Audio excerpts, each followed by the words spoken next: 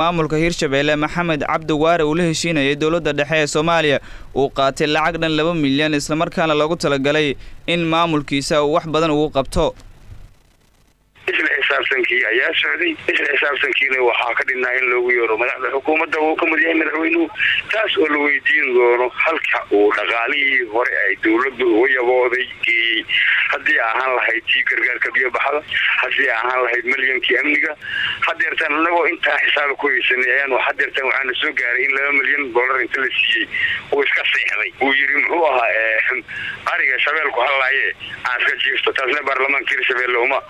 dulqaadan doonto isla xisaabtankii ayaanu sii wadi doonaa maalmaha soo socdana baarlamaanka Hirshabelle wuxuu yeeri doonaa muxuu ahaa madaxweyne Maxamed Cabdi Waare taas oo uu laga doonayo inuu soo bandhigo waxyaabaha ku kalifay inuu dastuurka iyo dalka kii u yaalay kii Hirshabelle u yaalay intaba iyo kii maamul goboleedyada uu muxuu ahaa ku tunto dhaqaalaha farada badan meeshuu geeyay la weydiiyo arrintaas way arrinta ka cusub Hirshabelle dan xisaab celinta amniga ee milyanka ay dawladdu soo saartay ay tiraahday maamul goboleedyada waxaan ka doonaynaa inay xisaab celin soo sameeyaan xisaab celinta horta xisaabta la siiyay anagu kama warhayno haddii Hirshabelle taas waxay khaas u ahayd madaxweynaha particular Barluy waa in isaga la weydiiyaa magacaabista degratooyinka aan dastuurka waafajisnayn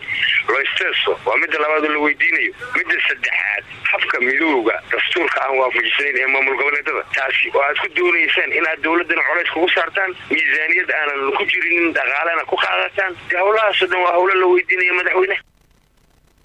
hadalka xildhibaan Sharmaarka ayaa wuxuu imaanayaa xilli heshiis uu la gaaray madaxweynaha maamulka Hirshabelle Maxamed Cabdi Waare dawladda dhexe ee Soomaaliya